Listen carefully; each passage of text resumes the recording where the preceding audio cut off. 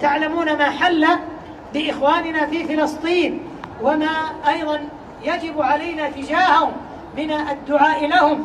وينبغي على المسلمين ألا تجعلهم هذه الفتن والأحداث متفرقين، فيجب عليهم الرجوع إلى ولاة أمرهم والرجوع إلى علمائهم، وألا يخوضوا فيما ليس من حقهم الخوض فيه. الشر هي الشر بعينه الذي جلبت السفك والهدم على رؤوس إخواننا هي حماس وما تفرع عنها. هيجتم اليهود، هيجتم أعداء الله، هم يريدون قبل هذا الاستعداء واستعديتوهم علينا. هذا طيش. يقولون دنسوا المسجد، أنتم ما في المسجد، ما ذكر لنا. هل في المسجد الأقصى أصنام؟ سمعتم بأصنام داخل المسجد؟ ما سمعنا. القدرة من ضوابط الجهاد وأنتم مش عندكم، حتى أنكم تسمونها أنتم رشقات، ثم ذبحتم يعني قتلتم 100 يهودي وما. النتيجة أن هذه الأفعال شنيعة وخاطئة ومخالفة لمقتضيات الشريعة ولأصول الشريعة ولقواعد الحرب وأصول الحرب. عدوكم له ردء ومناصر وقوة ودول العظمى وأنتم معكم دول ضعيفة، فكيف تجرون الويل على أنفسكم وعلى أطفالكم ونسائكم؟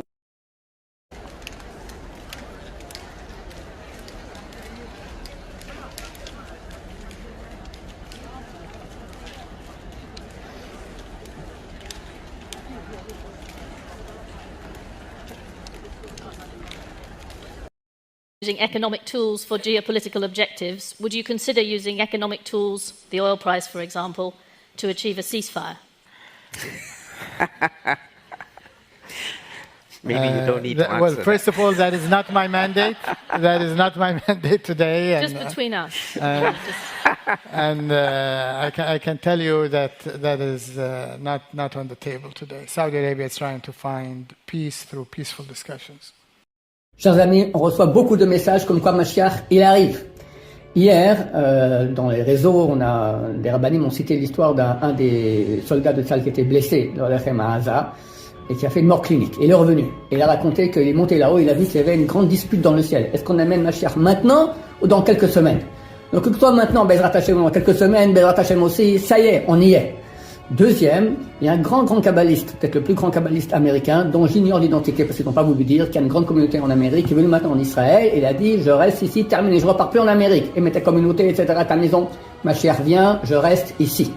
Alors, chers amis, tous les rabbanim disent que Mashiach vient. On va rester en train de rien faire. Je voudrais qu'on examine une question, c'est la question juridique, parce que des plaintes sont maintenant déposées contre Israël à la Cour pénale internationale, une enquête est enclenchée. Alors, quelle enquête? Israël peut-il, doit-il être poursuivi dans la CPI? Voici les indispensables avec Aurélie Blum.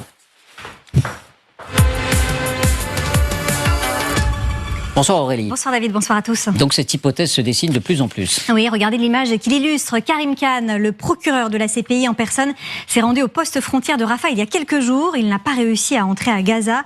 Ce qui se passe ici, dans la bande de Gaza, ne peut pas être accepté, avait-il déclaré, en parlant de souffrances inimaginables. Le procureur avait appelé Israël à respecter le droit international en soulignant que les infrastructures civiles, les maisons, mosquées, églises, écoles et hôpitaux ne pouvaient pas être ciblés. Et dans la foulée, hier et ce matin, des juristes, des représentants d'associations, une centaine de personnes au total ont déposé plainte à la Cour pénale internationale. Elles vont même plus loin et demandent des mandats d'arrêt contre 7 responsables israéliens, parmi lesquels le Premier ministre Benjamin Netanyahou, le président Isaac Herzog et le ministre de la Défense Yoav Gallant. Que dit le droit? Pour quel motif Israël pourrait être poursuivi précisément? On entend 3 requêtes à ce sujet. La première est celle de génocide. Mais si on regarde le texte, pour qu'il y ait génocide, il doit y avoir une intention avérée de la part des auteurs de détruire physiquement un groupe national, ethnique, racial ou religieux. Est-ce le cas? La plupart des juristes que nous avons contactés excluent cette hypothèse. Deuxième incrimination possible, le crime contre l'humanité. La Cour pénale internationale le définit en ces termes: les meurtres de civils, la torture, la déportation d'enfants, tout en précisant que l'attaque doit être généralisée et systématique. Là encore, les juristes semblent s'accorder à penser que ce n'est pas le cas.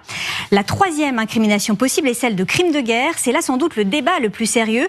Selon les textes internationaux, regardez, ils peuvent être qualifiés de différentes façons. La torture et les traitements inhumains, l'attaque contre des civils, l'attaque contre des villes et des villages sans objectif militaire, la déportation de population, et ce n'est pas exhaustif. Ce que les plaignants reprochent, ce sont les bombardements massifs d'infrastructures civiles, mais il y a une réserve de taille. L'article 53 de la Convention de Genève prévoit que le belligérant puisse attaquer dans les cas où ces destructions seraient rendues absolument nécessaires pour les opérations militaires. Par exemple, quand l'occupant détourne des hôpitaux, des écoles pour y cacher du matériel. On le voit encore aujourd'hui avec ces images d'usines de drones cachées dans une chambre d'enfants à Gaza. Voilà, précisément ces images, une nouvelle fois, on en parlait tout à l'heure de la politique du pire du Hamas. Au rez-de-chaussée, vous avez l'usine de drones, de munitions. Au premier étage, vous avez les habitations, chambres d'enfants, chambres des parents. Et voilà, les habitations, elles aussi, pas seulement les écoles, pas seulement les crèches, pas seulement les hôpitaux. Dernière chose, Aurélie, est-ce qu'Israël reconnaît la CPI, tout simplement la Cour pénale internationale? Non, absolument pas. Israël n'est pas signataire du statut de Rome. Le gouvernement israélien conteste depuis toujours la compétence de la CPI sur le conflit et refuse de coopérer au motif que la Palestine n'est pas un État.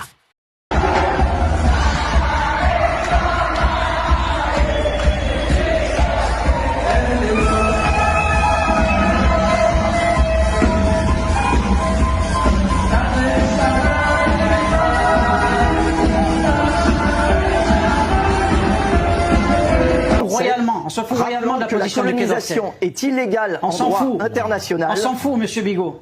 La colonisation est illégale en droit international. On s'en fiche. Les tensions sur le terrain sont un obstacle majeur à la paix. Mais moi, je parle du droit international. Après, vous pouvez parler du droit. Moi, je vous le dis. On s'en fout du droit international.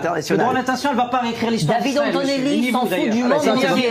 Il s'en fout des États-Unis. Il s'en fout de la France.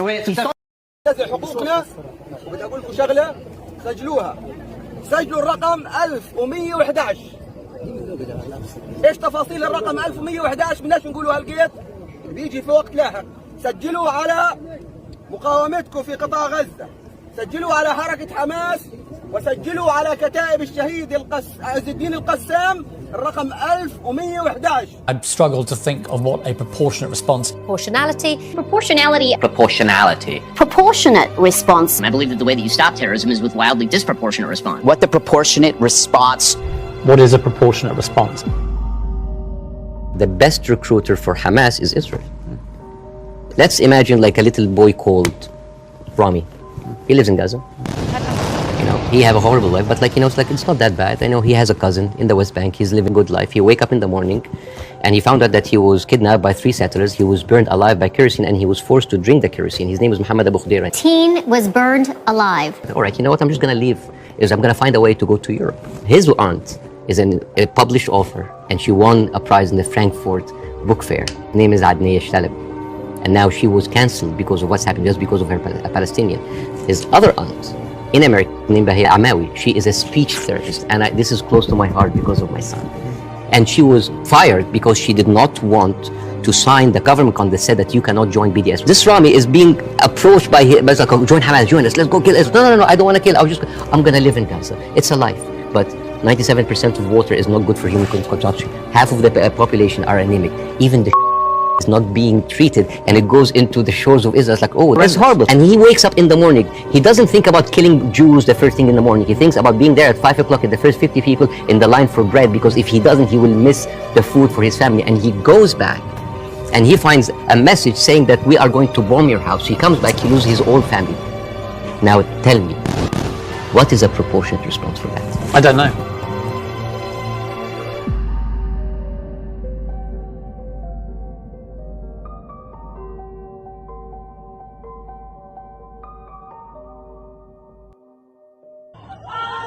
President Biden, President Biden, President Biden, Mr. Blinken, can you hear me? Prime ministers and presidents of the European countries, can you hear me? Can you hear the screams from Shifa Hospital, from Al-Auda's Hospital?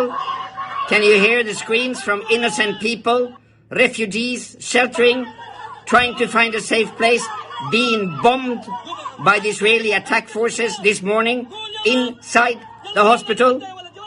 Hospitals that are the temples of humanity and protection. When are you going to stop this? You're all complicit.